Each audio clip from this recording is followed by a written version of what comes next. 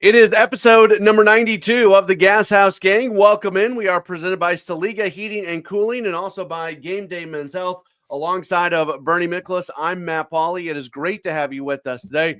Our normal housekeeping items here at the top of the program.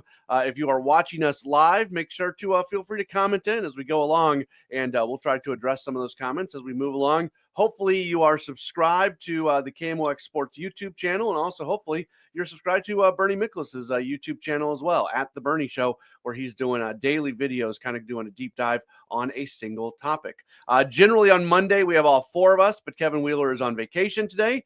Tom Ackerman's calling Cardinals baseball, so it's me and Bernie. And Bernie, it's great to see you as always. Well, we'll do our best to talk as much as four men normally do, but I think we're okay. Yeah, it's always great to work with you, Matt. Thank you. Yeah, man. I think we will be all right in that category for sure. All right, so let's a lot of Cardinal stuff to get to. We may throw a little college basketball in right at the end if we have time, but it was an eventful weekend for the Cardinals just in terms of reporting. Obviously, most of the stuff that we talk about not yet confirmed by the Cardinals outside of some of the roster moves that they've made. But when you look at some of what has been said, Bernie, by people who are really good at their jobs like Katie Woo and Derek Gould, the indication right now is that the Cardinals are leaning towards Victor Scott II maybe not making the roster, instead Michael Ciani making the roster. What we don't know is, does that mean Ciani is your center fielder, or is he your fourth outfielder with Nootbaar scooting over to center field? Some of these details are kind of murky. I hate talking in hypotheticals because we still have a week and a half until the season gets started, and I don't want to kill the Cardinals now for something that they haven't done yet. But if the indication is right now that they are leaning towards Scott not being on the roster and Ciani being on the roster, I mean, even with his 2 hits yesterday, he's still hitting 114 in spring.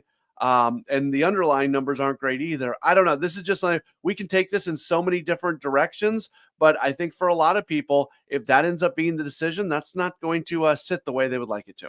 Yeah, I agree with you. And I just got done recording a video. I haven't posted it yet, but I talked about this a lot, and I made clear in the video, and I'll make clear here that it seems like they're leaning heavy towards Ciani in center field or Katie Woo and Derek Gould wouldn't report that. They've got a great feel, great instincts for what the team's thinking because they have good sources. And so if it turns out that way, and if Scott gets relegated to Memphis again, I guess I don't understand if that happens. And I agree with you. I wouldn't rule out Nootbaar in center field either, although he's only played 4 games there this spring. So it's not like they've been giving him a lot of reps out there. But let's just say hypothetical, Ciani's the starting center fielder and Smith is in center field. So what was all this talk about a competition in center field? I mean, I'm not even think I'm being cynical. I mean, it's when you hear over and over again, the manager and others, just selling this idea. Oh, this is great competition, Ciani and Scott, competition. Well, if it was a competition, and we all know that Ciani's better defensively, so there was nothing learned there. But if this was a true competition and, one guy's hitting 355 with an OPS over 1,000 and the other guy, as you pointed, is hitting 114, well, there should be a clear winner, even acknowledging that Ciani's better defensively than Scott. But there still should be a clear winner if this was a real competition. So I would have to conclude it never was a real competition. I mean, I'm just going to put it right there on the table. I don't, they wanted us to believe that, but if you have a competition, the guy who has the best spring should win it. You don't have to say it's a competition, but if you do, I think there's an obligation to actually, the guy that was the winner in the competition should be, the winner of the competition. Yeah. Anyway. Yeah. And look, if it ends up that Scott goes to Memphis, let's throw out this hypothetical. I'll throw this at you, Bernie, because I think I would be accepting of what I'm about to throw out. If they throw Scott at Memphis, just kind of saying that they want to make sure that he does it on an everyday basis once a regular season starts. Obviously the runway idea is out the window at that point, but they just want to see him do it at Memphis. And then the answer ends up being Nootbaar most of the time in center field, and Siani is your legit fourth outfielder, and that also is a way to make sure that, you know, if part of the process there is getting Burleson into the lineup every day because he's having a nice spring and we know what he can be. So you can have Burleson, you can have Gorman, you can have Nootbaar, you can have all these guys in the lineup. If that's the path that they go down, I can actually be pretty accepting of that. I'm a little bit bummed for Victor Scott II. I'm a little bit bummed about the idea that a young guy like Scott isn't getting the opportunity right off the bat, but that's a problem that's probably going to fix itself at some point in the relatively near future. So if that's the answer, okay, I think I'm accepting of that. But if it's Siani most of the time in center field and everything else played out the way you said it did, I think that's where I start to have the issue. No, you're right. I'm with you on that. See, because we were talking about that a lot before spring training. We were talking about, okay, how do they optimize the potential of their players that they have, their lineup? How do they optimize that potentially? Well, it would be Nootbaar in center, Donovan in left, which means that, you know, Gorman will play a lot at second base. Donovan wouldn't have to worry about, you know, playing second because left field's already occupied. And then the third part of that is that, you know, Burleson would get a lot more. I got to think a heck of a lot more at bats as the designated hitter, in addition to playing some first base. So you actually do optimize the potential of this offense with that alignment. So in that context, because I've been so in favor of doing that, in that context, I would be hypocritical for blasting the Cardinals for doing it that way if they do it that way. But yeah, I'm not sure what they're going to do. That's the thing. We have to wait and see. And, you know, you can put Michael Siani on the bench. You can't put Victor Scott II on the bench. The same reason they just sent Thomas Saggese down. You're not going to keep Scott around to be a fourth outfielder and be a defensive replacement. He needs to be an everyday guy wherever he starts. And I kind of understand, you know, last year after he worked with Ryan Ludwig, the offense really came around for him a little bit. He looked better at Memphis, and then he eventually looked better when he got his next opportunity in St. Louis. But I think there is also something to be said, Bernie. Again, this throws the runway season out the window, but there is something to be said about seeing a guy do it during the regular season at AAA for a little bit of time before giving him that everyday opportunity in the big leagues. Yeah, it's not the end of the world. But again, I admit it, man. I just can't let go of this whole runway stuff they were trying to sell us on. I just can't let go of it, because to me, Victor Scott epitomizes what a runway season's supposed to be about. And actually, you know, the more reps he gets in the major leagues and the more confident he becomes in the major leagues, as we saw at the end of last year, his final 20 games were outstanding. That builds you a bridge to 2026 that makes your 2026 team better. See, I can't separate the two seasons. Mm-hmm. In fact, I refuse to do that, because you can't talk about 2025 without thinking about how they use their personnel will impact 2026. I think it's a package deal there. They're not separate entities in my mind. And part of the thing you do is you use 2025 to help get players and pitchers ready for 2026. And if Victor Scott is, you know, if he plays enough and just gets better and better and better, then you got your center fielder in 26, and that's nothing you have to worry about. If they get McGreevy and Matthews in the rotation for a meaningful amount of time, boy, that gives them a head start on 2026. That excites me. See, I'm all in favor of, maybe giving the benefit of the doubt to the younger player, because the Cardinals aren't all in. They're not all in this season. They brought in one player from the outside, Phil Maton. They're not all in. So if you were going to make more of an effort to build up your roster, I'm in favor of giving the benefit of the doubt to the younger player, because, again, I think of 2026. It would be stupid not to think of 2026. Sure. Because that's how they've positioned this whole thing. Right. But it feels like there's two runways that have been laid out, Bernie. There's been a runway for Nolan Gorman, and there's been a runway for Jordan Walker. And I'm not sure if there is a runway for a young player anywhere else. And those two guys we talked about it all offseason. Those two guys are the single two most important players on the Cardinals roster in terms of them being better this year, because they are potential middle of the order bats. But that's where the runway is. I guess you could look at some bullpen decisions and things like that, but really there's two runways, and it's those two guys. Yeah. And you know, I'm not hung up on the idea that, you know, a couple of their young starters have to be in the rotation right away, but I would hope it would be sooner rather than later. They would be runway guys too. But The other runways, unfortunately, in Victor Scott's case, is if it's going to turn out the way it is, the runways in Memphis, and that's not a good runway. I-55, that's your runway. Yeah, apparently. No, I'm not to be redundant, but just to make sure people understand what I'm saying, I'm just in favor of giving the younger guy the benefit of the doubt. That's all. It's the Gashouse Gang. We're presented by Game Day Men's Health. And Bernie, we're also being brought to you by Saliga Heating and Cooling. Absolutely. Always a pleasure to talk about Saliga. My friend Dan Saliga is a fourth generation owner operator of this family business. And man, the Saligas continuously have been serving St. Louis families since 1927. So it's a proud independent American Standard heating and air conditioning dealer that can do the residential work, of course, commercial work for your business, whatever. And they do all kinds of other things that aren't specifically heating and cooling. So what I would say is go to SaligaHeatingandCooling.com and take a look at the list of services that they offer, and take a good look at that Priority Club. It's a maintenance program that can save you money and give you peace of mind. So once again, please go to SaligaHeatingandCooling.com, and you see the phone number on our screen right now. With Bernie Miklasz, I'm Matt Pauley. We are the Gashouse Gang, and we are presented by Saliga Heating and Cooling, also by Game Day Men's Health. Great to see somebody from Dublin, Ireland. Mark listening from Ireland. That's very good. Happy St. Patrick's Day to you as well. I got to be honest, and my late mother's was Irish, so it's not like I'm foreign to the Irish ancestry. I swear, I forgot that today was St. Patrick's Day. Neither of us are wearing green right now, Bernie. At least I don't know that I even have anything green. So, but yeah, happy St. Patty's Day to everybody. Very much so.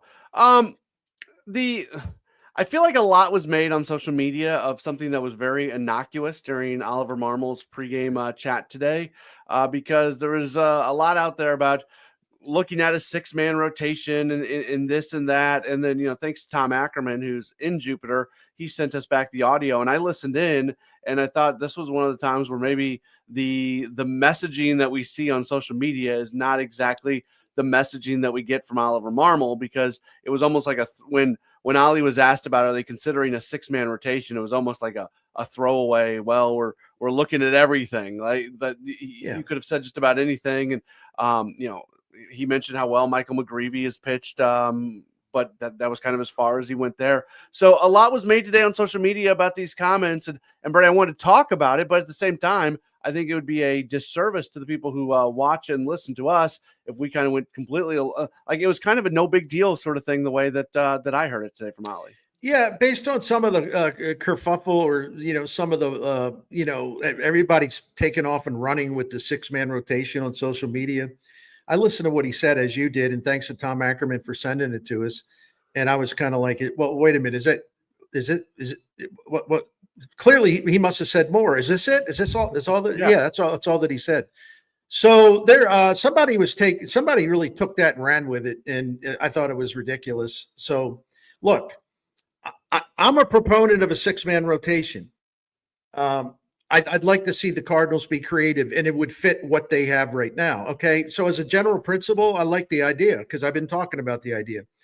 But let me just throw it out this way. The only thing I'll say to give this any legitimacy whatsoever, in a hypothetical, if they were going to keep McGreevy on the major league roster and do the yo-yo thing with him, well, he's a reliever. Oh man, one of our starters is hurt. Let's have him start the next spot, that starter spot that's vacant, for a couple of weeks. And, maybe he'll only be able to go 3 or 4 innings or go 3 innings, but let's do that. If their version of a 6-man rotation is yo-yoing Michael McGreevy the way they did with Palante, the way they did that to Palante to his detriment, and the way they did with Libator to his detriment, I'm not interested. So, Ollie wasn't selling it. I got to defend him. He wasn't selling it. But if they're thinking about it, unless it's a legit 6-man rotation, hush, because I don't want to hear about it. Yeah. That's the last thing we need, is the Libator thing being repeated. 100%. And they've met. That's why I'm actually in favor of Libby being a reliever, just because I don't believe that they would put him in the rotation and just leave him there for the entire year. I want to see him have an opportunity to just have a defined role all season long. I'm always been in favor of the 6-day rotation where you have 5 guys, but then when you don't have an off day, you have a 6th guy that you can slide in. That doesn't work in this situation because if Michael McGreevy is that 6th guy, then he becomes a swing guy where he's starting and relieving sometimes and it goes back. We don't want to see that. There are certain guys who fall into that profile. The Cardinal, I guess Steven Matz could potentially do that, but you're just asking for him to get injured at that point. So the idea of a 6-day rotation doesn't make a whole lot of sense. The Cardinals have so many off days in the first month, as do every team in baseball. A 6-man rotation, all of a sudden guys are going to have a lot of rest. And then the other side of this is once even the schedule does begin to stabilize, Bernie, the way a 6-man rotation can actually work is your starters have to go deep into games because you have one less guy available in the bullpen. So you have to make sure that by utilizing the extra day of rest, you are going to be able to use less relief pitching. Now, when I was in Milwaukee, they did a 6-man rotation the year after the COVID year, and it worked out great. Like that was the year Corbin Burns won the Cy Young. He was pitching deep into games. Brandon Woodruff was. So it worked. If you can have a rotation that can give you consistently a lot of guys giving you 7 innings because they've got that extra day of rest, then there's no bullpen issues whatsoever. But if you got 6 guys who are all giving you 5 innings, you are going to run out of bullpen pitching, quicker than I can snap my finger. Yeah, well said. I'm nothing to add to that. I think your experience in Milwaukee is helpful in understanding what works and what doesn't work. Craig Counsell, as you know, in his coaches, but Craig Counsell's the brains behind it at that time. Very, very creative in things like that. Very, very creative in getting, finding ways to get extra day off regularly throughout the season for a guy like Burns, very, very creative. So I would like to see the Cardinals actually just try to be creative for once. Yeah. They just sort of do everything by the book. And I'm not saying that, if they're creative, they're going to go from an 83 win team to a 90 win team. I'm not saying that at all. Because after all, the talent's got to rise up too. A lot of this is on the players and the pitchers to be better than they were. But the Cardinals just and I thought it would be different under Marmol. I did. I just thought that he was maybe more forward thinking than what I've been used to seeing in Cardinals managers since La Russa. But no, I mean, I think they just get set in their ways and that's it. And again, pardon me, but this gets back to 2025. This is the ideal time to experiment and to try some different things out. And I got news for everybody down there. If you're not going to do it in 2025, Chaim Bloom I'm pretty confident saying Chaim Bloom will make sure that you try some things in 2026.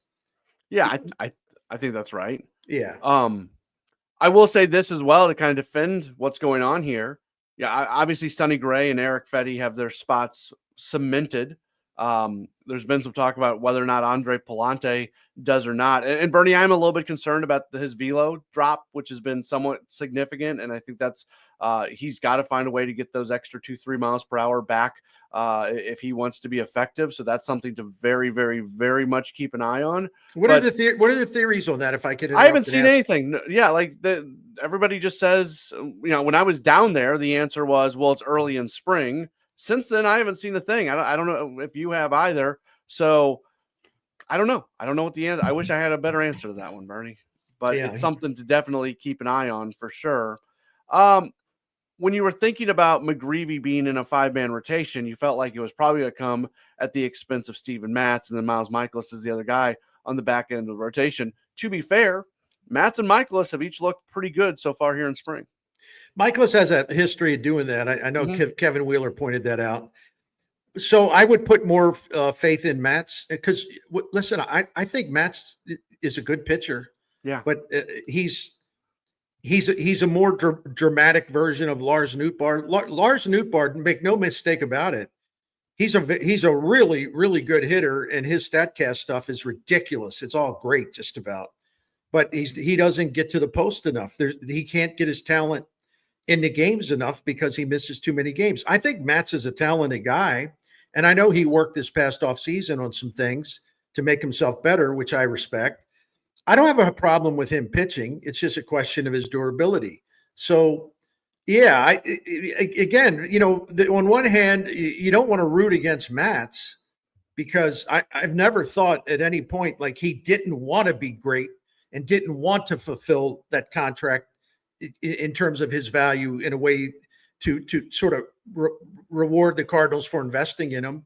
I think the guy's got a good heart. I think his head's in the right place, but he just can't stay healthy. So it would be, I guess, typical in a way for this when the Cardinals have two young starters ready to go, just about ready to go. Like this would finally be the year where Matz is healthy the whole way, right? So yeah, but so I root for him because I think, yeah, he's a really good guy. He's a legit good guy, and I hope for the best for him. But his injury history is his injury history, and we can all sit here and say there's a pretty good chance that at some point he is going to get injured again. It's the Gashouse Gang. We are presented by Saliga Heating and Cooling, also by Game Day Men's Health, alongside of Bernie Miklasz. I'm Matt Pauley. Sticking with the starting rotation conversation, we've had this discussion a lot on this show about how much spring stats matter and don't matter, and I'm more towards the side of they don't matter that much. But Bernie, it's hard to look at the numbers that Sonny Gray has put up and start to wonder what's going on there. He's given up 6 home runs so far in 9 2/3 innings. His last start, he got removed from the game basically 3 separate times. Twice he re-entered before, and he'll tell you that he's just working on things. But that's of everybody out there, and maybe I shouldn't because Gray's the veteran and he knows what he's doing, and this stuff really doesn't matter. But the Gray's numbers are kind of across a line where, and because some of the things are some of the problems from last year, like giving up home runs, I don't totally know how to evaluate what we're seeing right now from Sonny.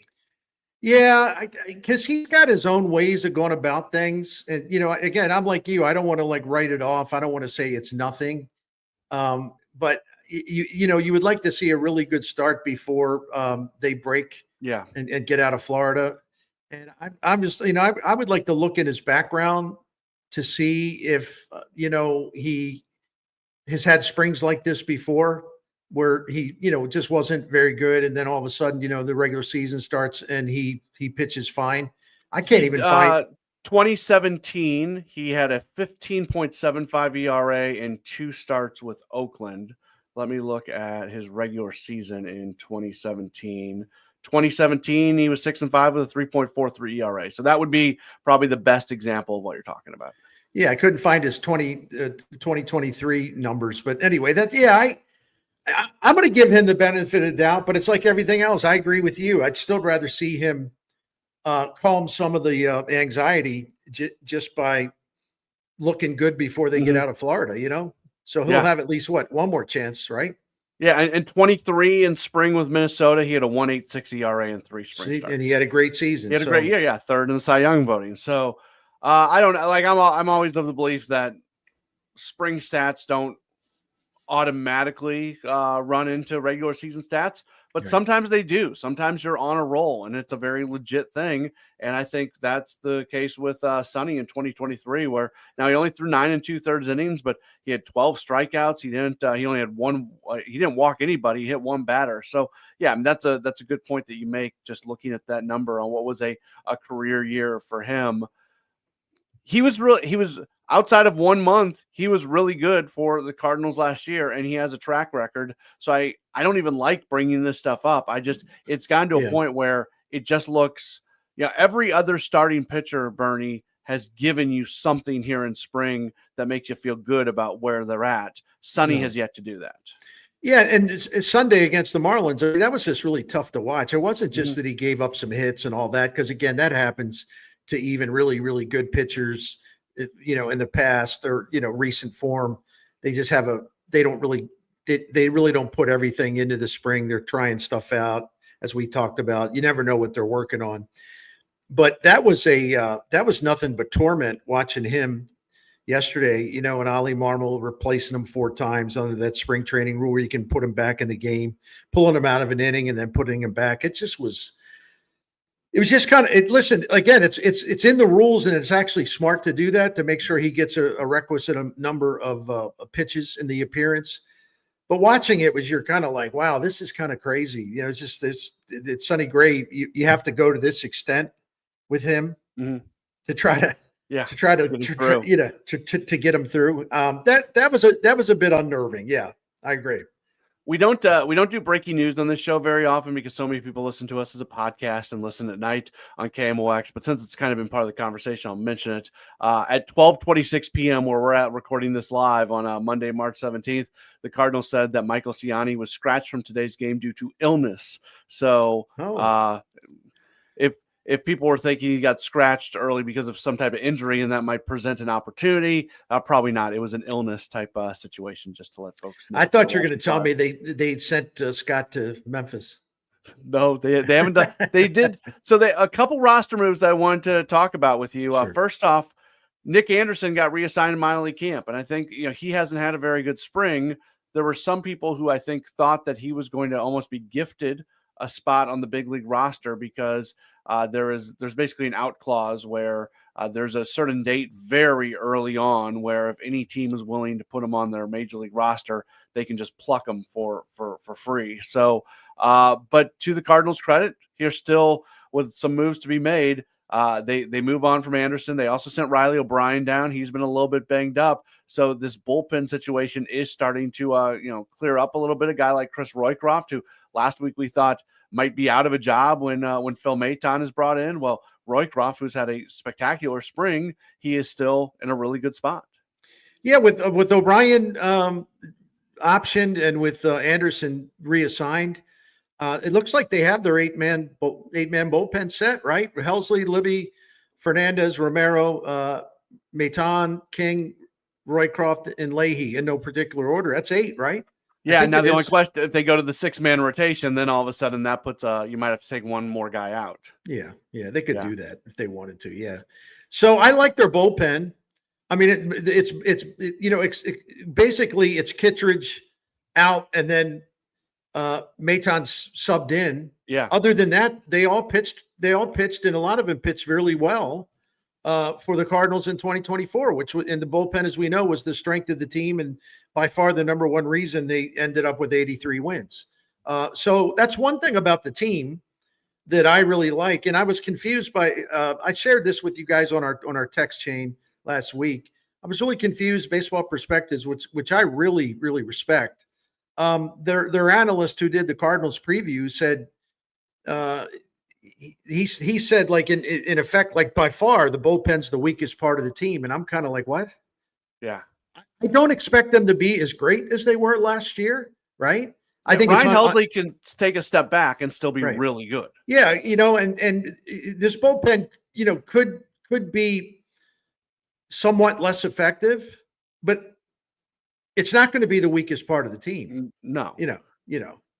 I think it's still a strength. And I also think because of some of the young guys who are involved and the young guys who are eventually going to be here, the Graceffos, the Robies, whoever else you want to mention, not only do I think this group's going to be pretty good from the beginning, there's an opportunity to add some real firepower as the year goes along. So I think this is going to be a positional group that gets better as the season moves along. There's going to be some bumps in the road. If a Chris Roycroft makes an opening day roster, he's going to have a bad day now and then. But I bet he's pretty good by the time the season comes to an end. He's probably not bad when the season gets started. Other moves they make, we all saw it coming, but Thomas Saggese gets sent down to AAA. And Bernie, this was I'll use the word cost. This was the cost of Nolan Arenado remaining as a Cardinal. We knew it. We talked about it at the time. Saggese just was not going to be able to have the at-bats that you needed to give him at the big league level if Nolan Arenado was on the roster. So Saggese, almost to no fault of his own, he ends up at AAA. Yeah, you could see it coming. So when it happened, I didn't have a reaction at all. Like, oh my gosh, they sent him, because we knew this was inevitable. And I bang the Cardinals around enough. I don't have to like fake being fake critical or whatever. When I think what they've done is fine.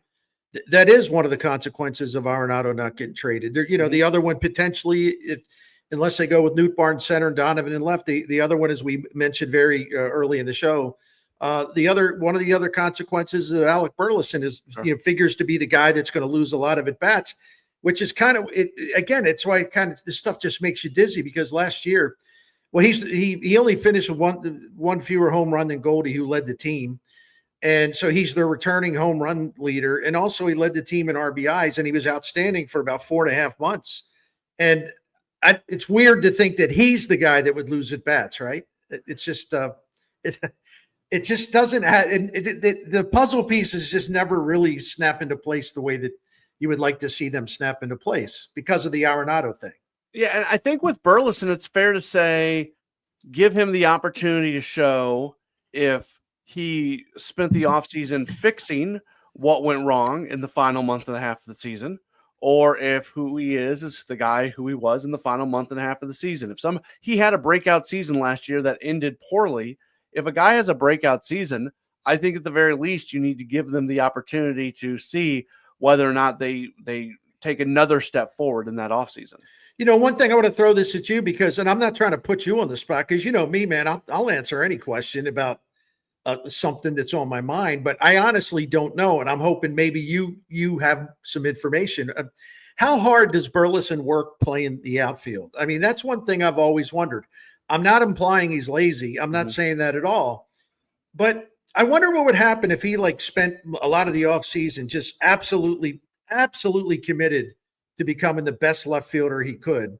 And because if he was more usable in left field, if they felt much more confidence in him about his ability to play that position, even just an average way, we wouldn't be talking about him as much, in terms of losing at bats.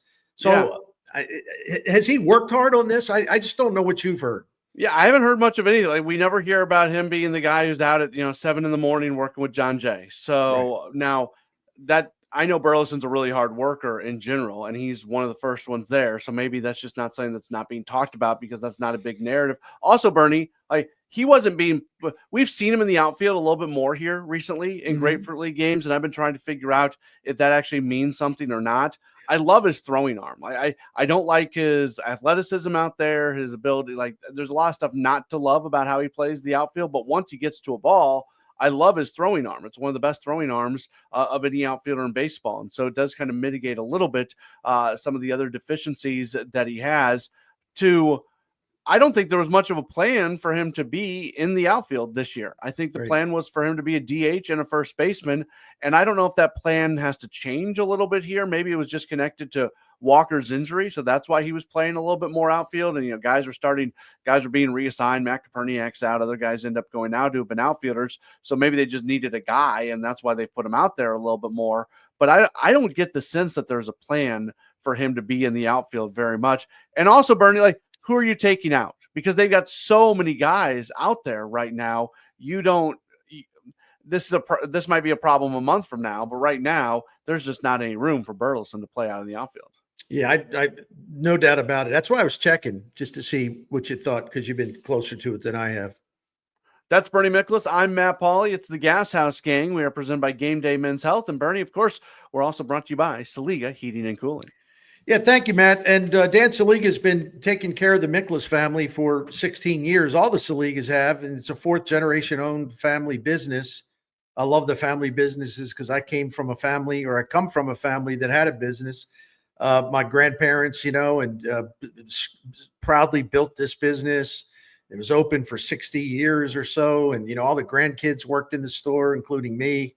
And, it means more. It means more when your family name is on the door or on the truck or whatever.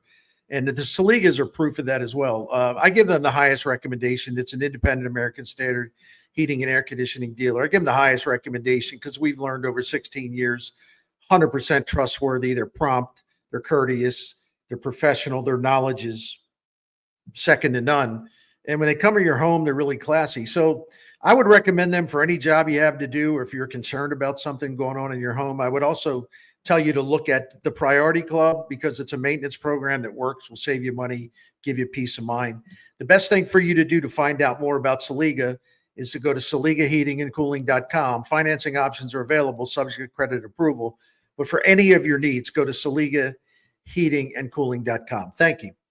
We are starting to come down the home stretch of this edition of the Gashouse Gang. That's Bernie Miklasz. I'm Matt Pauley. We're brought to you by Game Day Men's Health and also by Saliga Heating and Cooling. I know on Mondays, it's generally baseball Mondays, and we don't do anything but baseball. But Bernie, certainly want to mention what's going on from a basketball standpoint real quickly. Some great stories going on. Mizzou they're going to take on Drake coming up on Thursday. Illinois into the tournament. They'll play either Texas or Xavier on Friday. We've talked about SIUE. That's just a fantastic story. They're into the tournament. Even SLU extends their season. They get a berth in the NIT. So postseason basketball in the area is continuing on. Yeah, I'm looking forward to it. I love the Mizzou versus Drake matchup. And I've noticed already, Matt, pundits they've sort of glommed onto Drake as like being this is a live upset pick. They can knock off Mizzou. And I'm not sure they can, because I love Drake and I love the way they play. They're 30-3. But listen, if Mizzou's putting up 90 points a game regularly against SEC defenses, I think they're going to be able to score a lot of points against Drake. I mean, it's nothing against Drake. It's just a different league. My thing with Mizzou is what kind of defense are they going to play? Because their defense collapsed late in the season. So I'm excited for all of this. And how about the SEC with 14 teams? That is crazy. It's an all-time record. Yeah. And just because of the math, just because they have so many more teams than anybody in the tournament, any conference in the tournament, obviously that gives them the best chance of winning the whole thing. But it also puts a lot of pressure on the SEC, because can you imagine if a bunch of those highly regarded SEC teams get knocked out in like the second round, maybe even the Sweet 16, don't even get as far as the Elite Eight? I mean, it's a lot of pressure on the SEC to deliver on what we saw in the regular season. Now, can you do it in March Madness? Yeah, and I think if the SEC kind of falls flat on their face, all of a sudden you go into future years, and the committee is going to be thinking about that. They're kind of playing to prove that they are as good as people think they are. I've seen some arguments that this year of the SEC might be the greatest single year from a power conference in the history of college basketball. And it's right now, it's hard to argue that. You get 14 teams in, it is, like Oklahoma gets in. And I don't think Oklahoma's resume was good enough to get in, but is Oklahoma better than most of the teams that got left out? Yeah, probably. So I give credit to the committee for trying to find the best teams that get in there. So I can take it from either side. Like some bad SEC teams get in, but just because you're a bad SEC team doesn't mean you're a bad college basketball team. You're still pretty darn good. Yeah, and there's we don't have time to go through it, and I'm not all that interested in doing it anyway, because it's the same thing every year. I always get confused by a lot of the seeding, because the seeding really does matter. There just seems to be a bias built into this every year, where the benefit of the doubt goes to the power conference teams. Not in every single example, but most of the time that's the case. Yep. So Illinois plays either Texas or Xavier. We'll see if they can they leaked a little bit of oil down the stretch, and then they turned it back on right at the end of the season. And then SIUE, they've got a big challenge in front of them as they have to match up against Houston. But Bernie, clearly that's a fantastic story for Coach Baroni and his staff. Yeah, no doubt about it. And before we wrap this up, I wanted to provide my friend Neil Payne is an excellent analyst, and I sent this to you guys last night. And now this is not him picking the brackets. Okay, it's not him picking the brackets. He just has a probability rating for the teams most likely to make the Final Four. Duke 56% probability, Houston 49%, Auburn 49%, and Florida 41%. Again, it doesn't mean that all four are going to make it. There may even be conflicts there in terms of what brackets they're in. But I'm just saying, just in terms of the strength of the team. And then there's a big drop-off to 20 after that. So those are by far the four teams that, in terms of probability based on metrics, that have the best chance of getting to the Final Four. I think this thing is wide open, Bernie. I don't know if there's a great team out there. I think there's a bunch of really good teams, and if a team gets hot, this is going to be one of the toughest years, I think, to pick a pretty solid bracket. Yeah, and Neil Payne had a Substack this morning. I haven't read it yet, talking about he really thinks Duke is a special team. So I'm going to read on that, see what he says about it. He's one of these guys. I really trust what he has to say, because I know he puts the work in, and he's not a hot take guy at all. He's a really serious analyst, but he has fun with it. But he's not a hot take guy. That's why I really pay attention to him. That's Bernie Miklasz. I'm Matt Pauley. Thanks so much for being tuned in to the Gashouse Gang. We've been presented by Game Day Men's Health and Sliga Heating and Cooling. Have a wonderful St. Patrick's Day. Bernie, we'll talk to you again later this week. I enjoyed it, Matt, and thanks to everybody who supports us here on the Gashouse Gang.